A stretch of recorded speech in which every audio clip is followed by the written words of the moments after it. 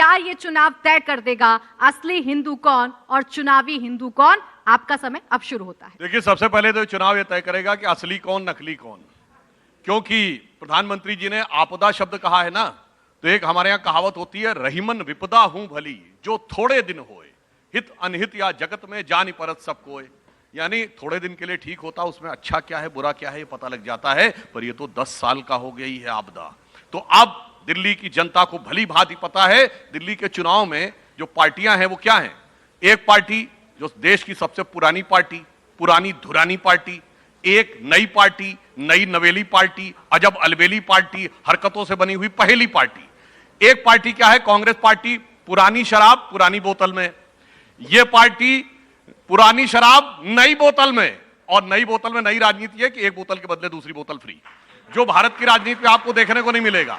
इसलिए मैं कहना चाहता हूं, यहां पर असलियत इस बात की है कि दिल्ली के लिए ईमानदारी से काम कौन करेगा।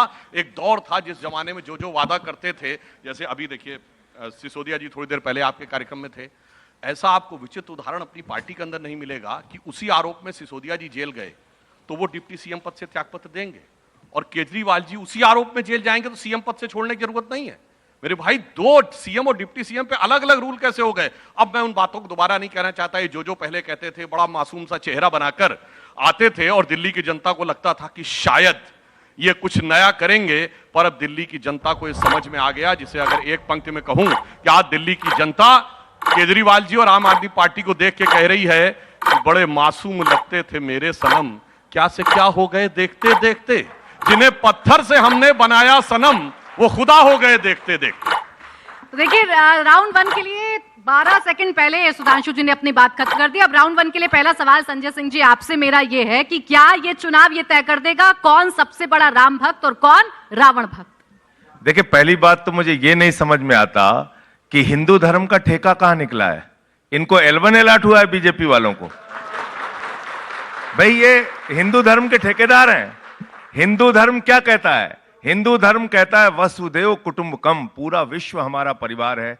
हिंदू धर्म क्या कहता है? रामचरितमानस की चौपाई है, सब नर करहीं परस्पर प्रीति, सारे लोग आपस में प्यार से रहें। हिंदू धर्म क्या कहता है? जब हम अपनी पूजा समाप्त करते हैं, हम प्रभु से प्रार्थना करते हैं, धर्म की जय हो, अधर्म का नाश हो, प्राणियों में सद्भावना हो, विश्व का कल्याण हो। ये लोग कहते हैं प्राणियों में दुर्भावना हो, आपस में लोगों को झगड़ा कराना है। इनकी पार्टी का नाम बदल के मैंने भारतीय झगड़ा पार्टी कर दिया है। इन्होंने क्या किया है?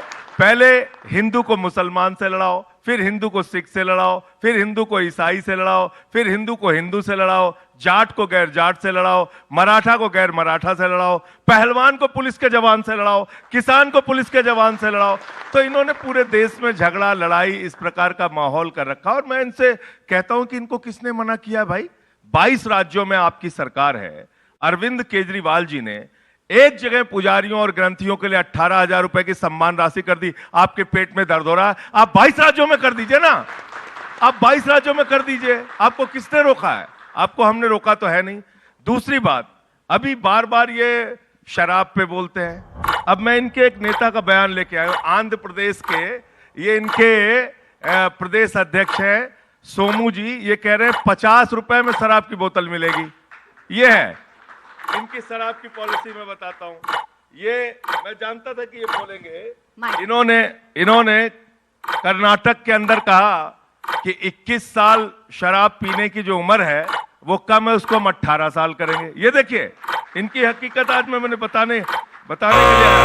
समय राउंड 1 के लिए समाप्त हो जाता है। 2-2 मिनट का समय आप दोनों को मैंने दिया। राउंड 2 की आइए शुरुआत कर देते हैं। और राउंड 2 के लिए जो सवाल सुधांशु जी मेरा आपसे ये है कि क्या 27 साल का वनवास शीश महल खत्म कर देगा? समय अब शुरू होता है। देखिए, 27 साल का वनवास बिल्कुल पूरी तरह खत्म होगा। ये मारीच बनकर कोई भी आने की कोशिश करे वो उसमें बाधा नहीं बन पाएगा। और अभी जो हिंदू धर्म के बारे में बोल रहे थे, तो मैं कहना चाहूंगा, जिन लोगों को कमल खतरनाक नजर आता हो, वो कमल जो भगवान शंकर पे चढ़ाया जाता है, वो कमल जो भगवान बुद्ध मणिपद्म कहा जाता है, जो वो कमल जिसपे भगवान महावीर उत्पन्न होने के बाद सबसे पहले चले तो कमल खिलते चले गए, वो कमल हम सब चाहते हैं ना कि सबके पास नॉलेज आए तो माता सरस्वती की कृपा रहे। हम सब चाहते हैं ना सबके पास प्रॉस्पेरिटी आए तो माता लक्ष्मी की कृपा रहे।